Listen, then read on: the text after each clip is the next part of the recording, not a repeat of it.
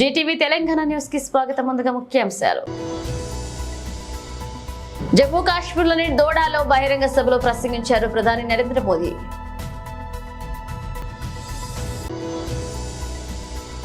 MLA Kaushik Reddy నివాసాన్ని సందర్శించిన అనంతరం మీడియాతో మాట్లాడుతున్నారు బీఆర్ఎస్ వర్కింగ్ ప్రెసిడెంట్ కేటీఆర్. ధర్మారంలో అభివృద్ధి కార్యక్రమాల్లో పాల్గొన్న గౌరవ డిప్యూటీ సీఎం మల్లు బట్టి విక్రమార్క.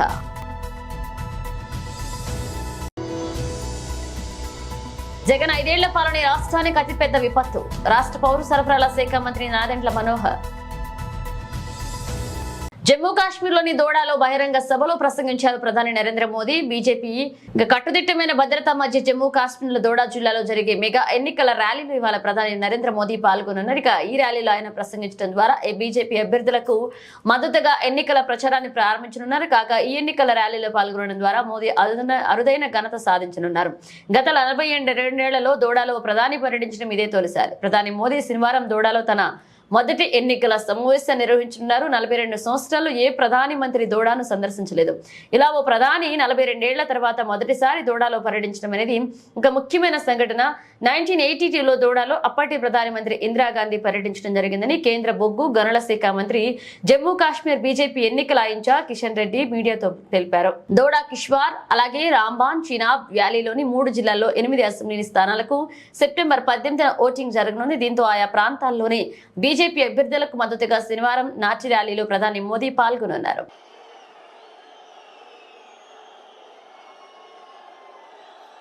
नमस्कार।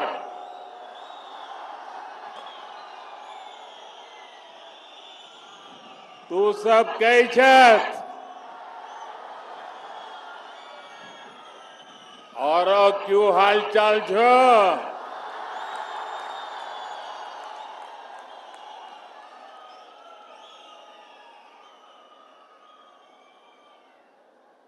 शक्ति स्वरूपा मचैल माता को मेरा प्रणाम।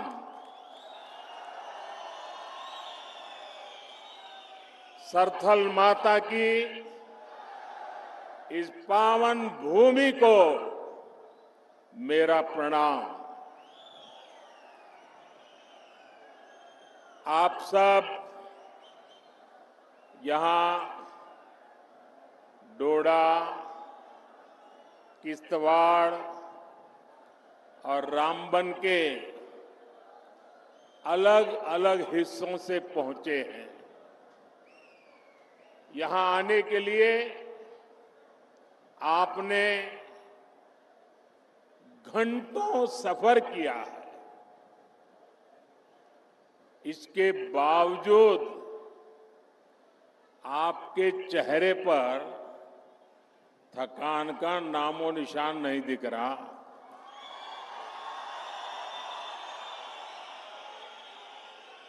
और चारों तरफ जोश ही जोश है।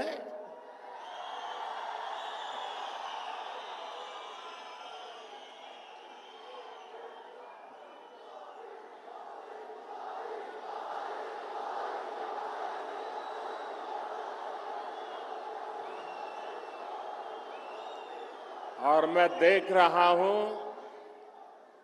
हमारी बहनें, बेटियां इतनी विशाल संख्या में हमें आशीर्वाद देने आई है।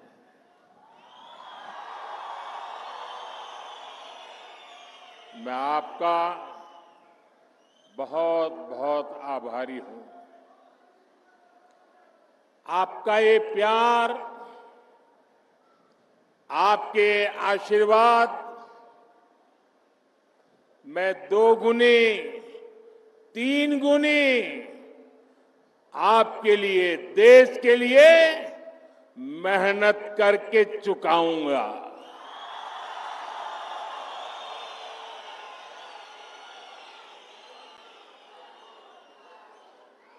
हम और आप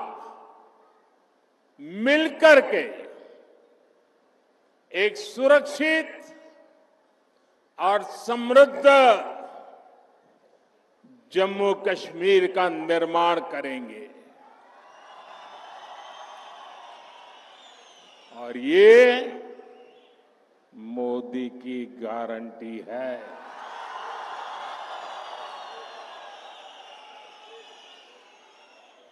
साथियों, इस बार जम्मू कश्मीर का चुनाव जम्मू कश्मीर का भाग्य तय करने वाला है। आजादी के बाद से ही हमारा प्यारा जम्मू कश्मीर विदेशी ताकतों के निशाने पर आ गया। इसके बाद इस खूबसूरत राज्य को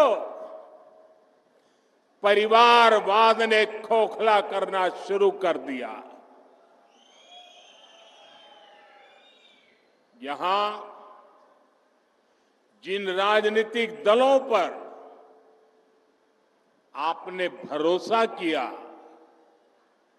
उन्होंने आपके बच्चों की चिंता नहीं की। उन राजनीतिक दलों ने सिर्फ और सिर्फ अपने बच्चों को आगे बढ़ाया। जम्मू कश्मीर के मेरे नौजवान आतंकवाद में पिसते रहे। ఎమ్మెల్యే కౌశిక్ రెడ్డి నివాసాన్ని సందర్శించిన అనంతరం మీడియాతో మాట్లాడారు బీఆర్ఎస్ వర్కింగ్ ప్రెసిడెంట్ కేటీఆర్. ఇక హైదరాబాద్ లో కాంగ్రెస్ ఒక సీటు కూడా గెలవలేదని, అందుకే రేవంత్ రెడ్డి ఇక్కడ ప్రజలపై పగబట్టారని బీఆర్ఎస్ వర్కింగ్ ప్రెసిడెంట్ కేటీఆర్ విమర్శించారు. రేవంత్ రెడ్డి ఓ పనికిమాలిన నాయకుడు, పనికిమాలిన ముఖ్యమంత్రి అంటూ ఘాటు వ్యాఖ్యలు చేశారు. కొండాపూర్లోని ఎమ్మెల్యే పాడి కౌశిక్ రెడ్డి నివాసానికి వచ్చిన కేటీఆర్ ఆయనను పరామర్శించారు. అనంతరం మాట్లాడుతూ బీఆర్ఎస్ హయాంలో హైదరాబాద్, తెలంగాణ 10 ఏళ్ల పాటు ప్రశాంతంగా ఉన్నాయన్నారు. అందుకే హైదరాబాద్ ప్రజలు బీఆర్ఎస్ పార్టీకి పట్టం కట్టారన్నారు. అందుకే రేవంత్ రెడ్డి హైదరాబాద్ లో కొత్త పంచాయతీని తీసుకొచ్చారని విమర్శించారు. హైడ్రా పేరుతో కూల్చివేతలు చేపట్టి హైడ్రామా చేస్తున్నారని మండిపడ్డారు. కాంగ్రెస్ పార్టీకి ఓటు వేయలేదు, కనీసం ఒక సీటు కూడా ఇవ్వలేదని ఆయన పగబట్టి కొత్త పంచాయతీలకు తీసుకొచ్చారని ఆరోపించారు. హైదరాబాద్ లో ఉన్న వారంతా మా వాళ్లేనని మరోసారి చెప్తున్నామని, ఇదే విషయాన్ని కేసీఆర్ పలుమార్లు చెప్పారంటూ ఆయన గుర్తు చేశారు. ప్రతి ప్రాంతిత్వం లేదా ప్రాంతీయ భేదం లేవన్నారు. కౌశిక్ రెడ్డి అసలు ఏం తప్పుగా మాట్లాడారో చెప్పాలన్నారు. పార్టీ మారిన ఎమ్మెల్యేలపై చర్యలు తీసుకోవాలని మాత్రమే కోరామన్నారు. ఫిరాయింపులపై హైకోర్టు ఇచ్చిన తీర్పును అమలుపరచుకోవాలని కోరుతున్నామన్నారు కేటీఆర్. తాను పార్టీ మారడని అరికపూడి గాంధీ ఇది వరకు బహిరంగంగా ప్రకటించారని, ఎలాంటి ఎమ్మెల్యేకు పీఏసీ చైర్మన్ పదవి ఎలా ఇచ్చారంటూ ఆయన ప్రశ్నించారు. ఏ పార్టీలో ఉన్నారో చెప్పాలని కౌశిక్ రెడ్డి ప్రశ్నిస్తే దాడి చేయడం ఏంటన్నారు. ప్రలోభ పెట్టి ఆయననే కండువాలు కప్తాడు, ఇంటింటికి పోతాడు. ఆయననే ముఖ్యమంత్రి స్వయంగా ఎమ్మెల్యేల ఇళ్ల చుట్టూ తిరిగి కాళ్ళు వేలు పట్టుకొని మొత్తానికి కండువాలు కప్తాడు. అవన్నీ మళ్ళీ వాళ్ళ సోషల్ మీడియాలో, వాళ్ళ పేపర్లలో, వాళ్ళ ప్రసార మాధ్యమాలల్లో, వాళ్లకు డబ్బా కొట్టే బాకా ఛానళ్లల్లో అవే ప్రముఖంగా వాళ్లే రాసుకుంటారు. 10 మంది పోయినరు, అసలు ఎవరు మిగిలారు మీకు అని వాళ్లే డైలాగులు కొడతారు.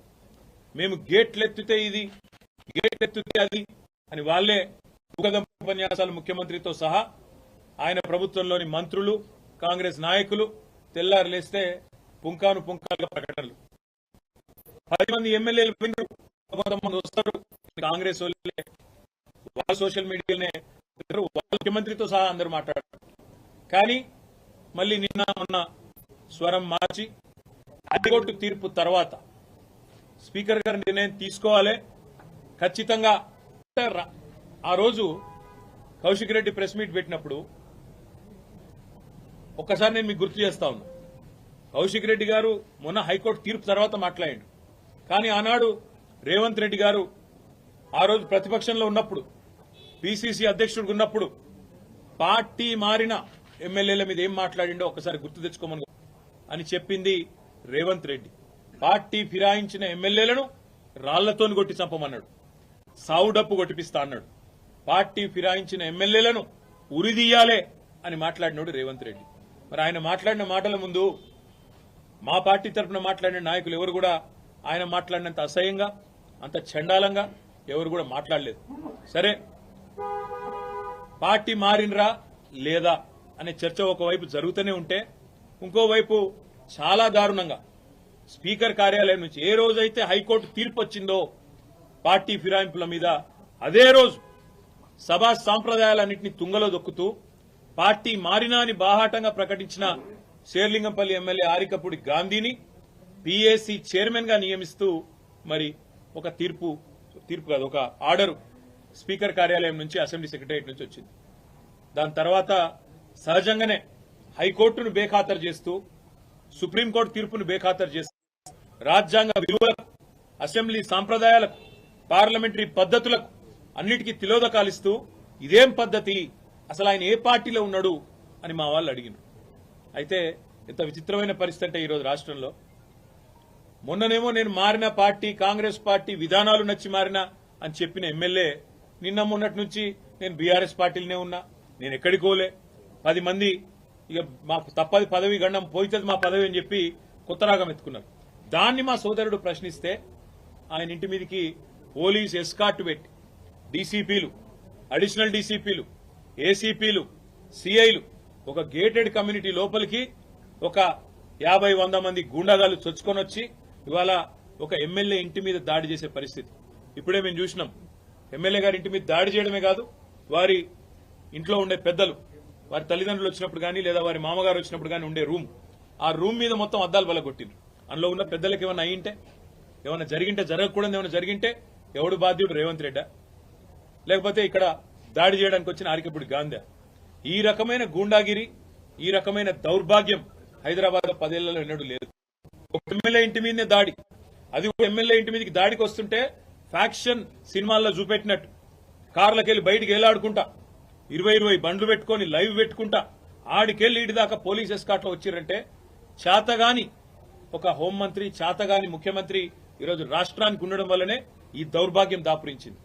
అసలు రేవంత్ రెడ్డి నేను అడుగుతా ఉన్నా, నువ్వు ముఖ్యమంత్రివేనా? అసలు నీకు అర్హత ఉందా? ఇవాళ హైదరాబాద్ లో నడి వీధిలో ఈ రకమైన గూండాగిరి చేస్తే రేపు జరగకూడదు ఏమైనా జరిగితే ఎవడు బాధ్యుడు? నువ్వా, నీ ప్రభుత్వమా, నీ డీజీపా? ఎవరు తీసుకుంటారని నేను అడుగుతా ఉన్నా. ఇంత దుర్మార్గమా? నీకు కనీసం హైదరాబాద్ లో లా అండ్ ఆర్డర్ కంట్రోల్ చేసే ముఖం లేదు. పేపర్లు రాస్తున్నాయి, మన ఆంధ్రజ్యోతి రాసింది 30 రోజుల్లో 28 మర్డర్లు. ఈనాడు రాస్తుంది ఈ నగరానికి ఏమైంది అని. అదేమి చేతగా చేసేది. హోంమంత్రి ఉన్నాడో లేడో ఎవరికి తెలియదు, ముఖ్యమంత్రి ఎక్కడున్నాడో ఎవరికి తెలియదు. ఢిల్లీకి ఎక్కే విమానం దిగే విమానం అన్నట్టు 22 సార్లు ఎక్కడు దిగుడు తప్ప పీకిందేమీ లేదు. కనీసం హైదరాబాద్ లో శాంతి భద్రతలను కంట్రోల్ చేయలేని దౌర్భాగ్యపు ముఖ్యమంత్రి ఇవాళ ఒక ఎమ్మెల్యే ఇంటి మీదికి మాత్రం గూండాలను పోలీసులు ఎస్కాటించి పంపిన ఒక దౌర్భాగ్యపు చరిత్రహీన ముఖ్యమంత్రిగా రేవంత్ రెడ్డి మిగిలిపోతాడు. నేను అడుగుతా ఉన్నా మా కౌశిక్ రెడ్డి అడిగిన ప్రశ్ననే, ఏ పార్టీలో ఉన్నావు గాంధీ? అసలు మీ 10 మంది ఎమ్మెల్యేలు ఎవడైతే పార్టీ మారినరో, ఎవరి ఇంటింటికైతే పోయి ముఖ్యమంత్రి అనేటోడు కండువా కప్పిండో, ఫస్ట్ మీరు ఏ పార్టీలో ఉన్నారో చెప్పండి. మీకు ఇప్పటికే స్పీకర్ దగ్గర పిటిషన్లు ఉన్నాయి 10. స్పీకర్ గారు కూడా తేల్చాలా. ఇవన్నీ కాదు, ఇవేమీ లేదు, మేము రైతు రుణమాఫీ మీద అడిగితే, లేదా వరద బాధితుల తరఫున ప్రశ్నిస్తే, లేదా రైతు బంధు ఎప్పుడేస్తావని అడిగితే, మహిళా సోదరిమణులకు 2500 ఎప్పుడు ఇస్తావని అడిగితే, లేదా పెన్షన్లు ఎప్పుడు పెంచుతావని అడిగితే, 100 రోజుల్లో గ్యారంటీలు అమలు చేస్తా అన్న సన్నాసి ఎక్కడ తెచ్చిండు? ధర్మారంలో అభివృద్ధి కార్యక్రమాల్లో పాల్గొన్న గౌరవ డిప్యూటీ సీఎం మల్లుబట్టి విక్రమార్క. ఈ 4 సంవత్సరాలు నియమించబడిన ధర్మారం వ్యవసాయ మార్కెట్ కమిటీ పాలకవర్గాన్ని స్వాగతిస్తూ ముందుగా చైర్మన్ గారు ప్రమాణ స్వీకారం చేస్తున్నారు. నేను తెలంగాణ ప్రభుత్వం చేత వ్యవసాయ మార్కెట్ కమిటీ ధర్మారం పాలకవర్గ అధ్యక్షుడిగా నియమించబడినాను. నేను వ్యవసాయ మార్కెట్ చట్టము అనుసరించి ఆ పదవీ కాలంలో రైతుల సంక్షేమం కొరకు, అభివృద్ధి కొరకు శాయశక్తుల కృషి చేయగలని దేవుని మీద ప్రమాణం చేస్తున్నాను. తదుపరి ధర్మారం వ్యవసాయ ప్రమాణం చేస్తారు.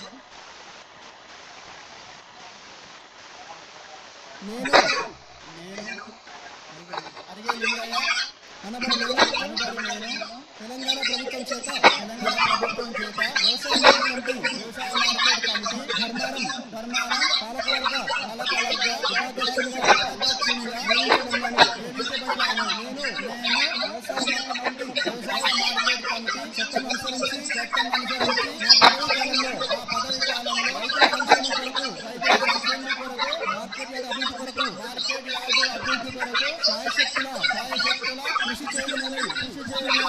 దేవుని మీద ప్రమాణం చేస్తున్నాను. దేవుని మీద ప్రమాణం చేస్తున్నాను. తదుపరి పాలకవర్గ సభ్యులందరూ ఒక్కసారి నేను అన్న తర్వాత నేను చెప్పిన వరకు మీరందరూ ఉచ్చరించాలని కోరుతున్నాను. మా డైరెక్టర్ గారు కూడా మార్కెట్ గారు ఏంటంటే మీ పేరు అసలు పేపర్లు ఇచ్చి సబ్జెక్ట్ చదువుతారని చెప్పి మనం చేస్తున్నాం. నేను మైక్ ఉంది అన్యత భావించద్దు. నేను అన్న తర్వాత మీ పేరు నుంచి ఆ పేపర్లో ఇచ్చిన సబ్జెక్ట్ ఏదైతే చదవాలని మనం చేస్తున్నాం. ఇప్పుడు పాలకవర్గ సభ్యులందరూ కూడా ప్రమాణ స్వీకారం చేస్తున్నారు. నేను అనబడి తెలంగాణ ప్రభుత్వం చేత వ్యవసాయ మార్కెట్ కమిటీ ధర్మారం పాలకవర్గ సభ్యులుగా నియమించబడినాను. నేను వ్యవసాయ మార్కెట్ చట్టం అనుసరించి నా పదవి కాలంలో రైతుల సంక్షేమం కొరకు, మార్కెట్ యార్డ్ అభివృద్ధి కొరకు శాయశక్తుల కృషి చేయాలని దేవుని మీద ప్రమాణం చేస్తున్నాను. Thank you. ధన్యవాదాలు.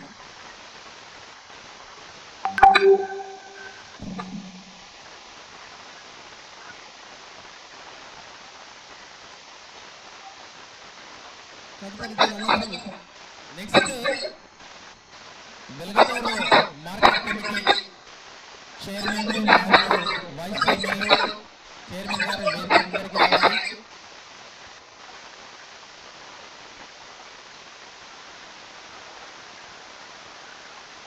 వెలుగుటూరు మార్కెట్ కమిటీకి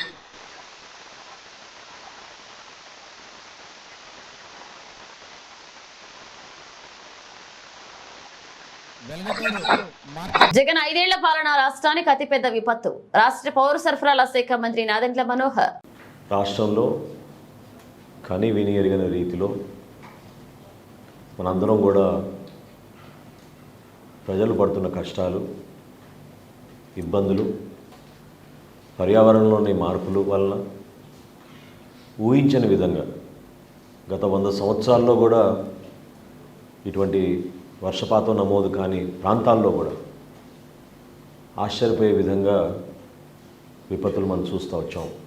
కొన్ని ప్రాంతాల్లో ప్రజలు అప్రమత్తమైనా కూడా ప్రభుత్వం తరఫు నుంచి అధికార యంత్రాంగం సిద్ధమైనా కూడా ఒకేసారి అంత భారీ వర్షం నమోదుతోటి దిగువ ప్రాంతాల్లో ఉన్న ప్రజలు తీవ్రమైన ఇబ్బందులకు గురవుతున్నారు. విజయవాడ నగరంలో మనం చూసాం ఏ విధంగా ఒక బాధ్యతతోటి గౌరవ ముఖ్యమంత్రి గారి నాయకత్వంలో ఉప ముఖ్యమంత్రి గారి పవన్ కళ్యాణ్ గారు చూపించిన చొరవతోటి, స్పందించే మనస్తత్వంతో ప్రతి ఒక్కరూ కూడా ఒక బాధ్యతతోటి క్షేత్రస్థాయిలోకి వెళ్ళి పనిచేసి వాళ్ళ కష్టాలు కొంతవరకైనా తగ్గించే విధంగా ఒక ప్రయత్నం చేస్తూనే ఉన్నాం. ఈ తరుణంలో జగన్మోహన్ రెడ్డి గారు వింతగా ఒక రాజకీయ నాయకుడు చేయాల్సిన కార్యక్రమాలకి భిన్నంగా ప్రజలకి అండగా నిలబడాల్సిన సందర్భంలో కేవలం విమర్శలకే గురి చేయడం, రాష్ట్ర ప్రభుత్వం అందిస్తున్న వరద సహాయాన్ని చులకనగా క్షేత్రస్థాయిలో ప్రజానికానికి అందించాల్సిన బాధ్యత వారు కూడా తీసుకుంటే బాగుంటుందనే ఆలోచన లేకుండా మాట్లాడడం చాలా బాధాకరం. విజయవాడ నగరంలో 2 సార్లు పర్యటించారు. నిన్న పిఠాపురంకి వెళ్ళారు, కాకినాడలో. మ్యాన్ మేడ్ డిజాస్టర్ అని ప్రతి చోట ఇది ఒక ఊత పదంలాగా అయిపోయింది ఆయనకి. అసలు గత 5 సంవత్సరాల్లో జగన్మోహన్ రెడ్డి గారి పరిపాలనే మన రాష్ట్రానికి అతిపెద్ద విపత్తు. ఊహించని విధంగా వీళ్ళు వ్యవస్థలు నాశనం చేసి కనీసం ఇరిగేషన్ శాఖ పైన, క్షేత్రస్థాయిలో ఉన్న వ్యవస్థలపైన అధ్యయనం చేసుకుని బడ్జెట్ అలొకేషన్లు కూడా చేయకుండా సర్వనాశనం చేసిన జగన్మోహన్ రెడ్డి గారు ఈ రోజున అధికారంలో ఉన్న కూటమి ప్రభుత్వం కేవలం 3 నెలలు అయింది మేము అధికారంలోకి వచ్చి. 3 నెలలకే మీకు ఇంత ఏడుపులు ఉంటే ఎట్లా?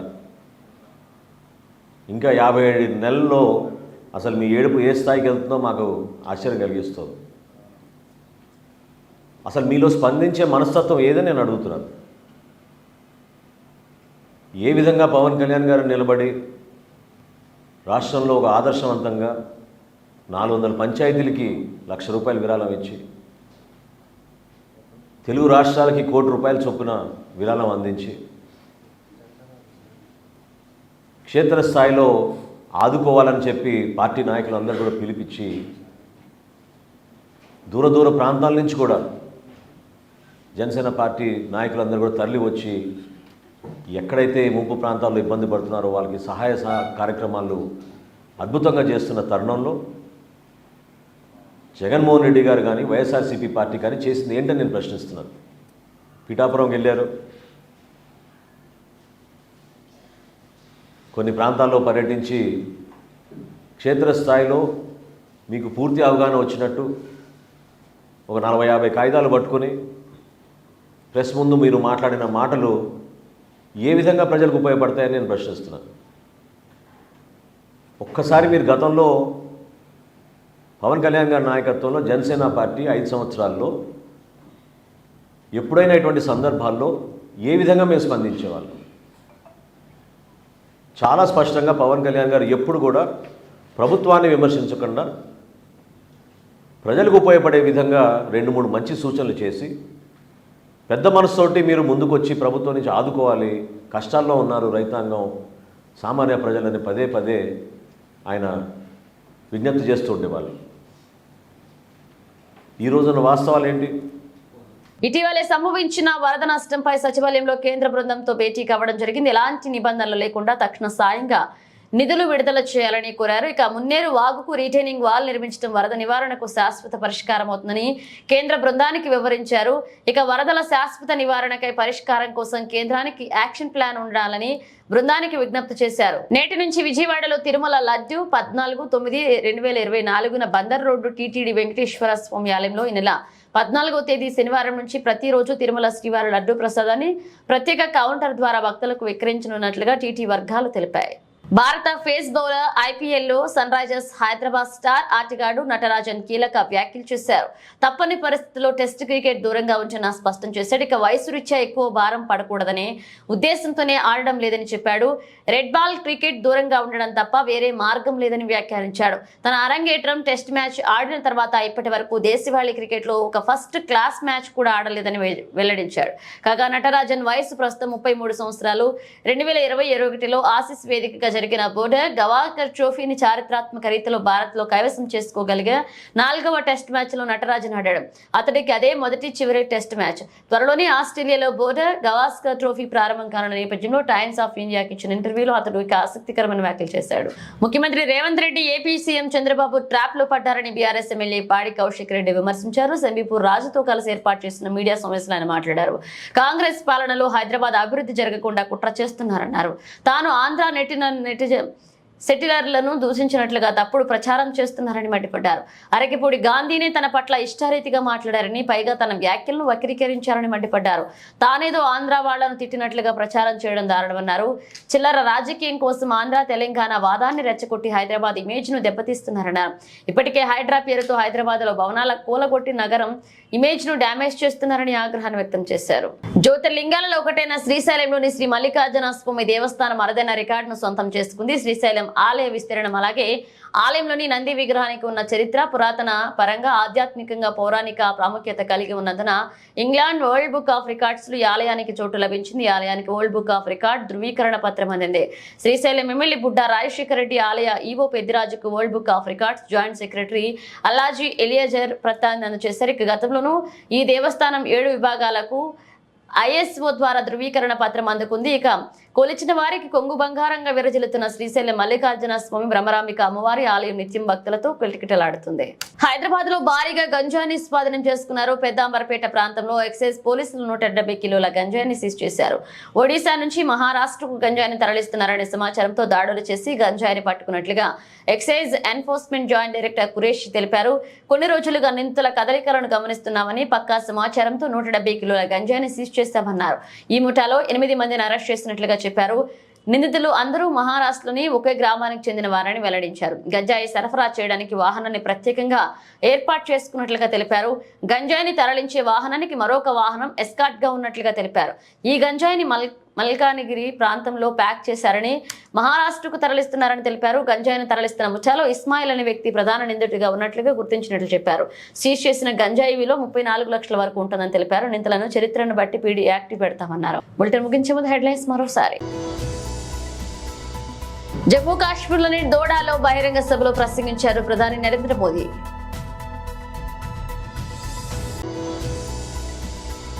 ఎమ్మెల్యే కౌశిక్ రెడ్డి నివాసాన్ని సందర్శించిన అనంతరం మీడియాతో మాట్లాడుతున్నారు బీఆర్ఎస్ వర్కింగ్ ప్రెసిడెంట్ కేటీఆర్. ధర్మారంలో అభివృద్ధి కార్యక్రమాల్లో పాల్గొన్న గౌరవ డిప్యూటీ సీఎం మల్లు బట్టి విక్రమార్క.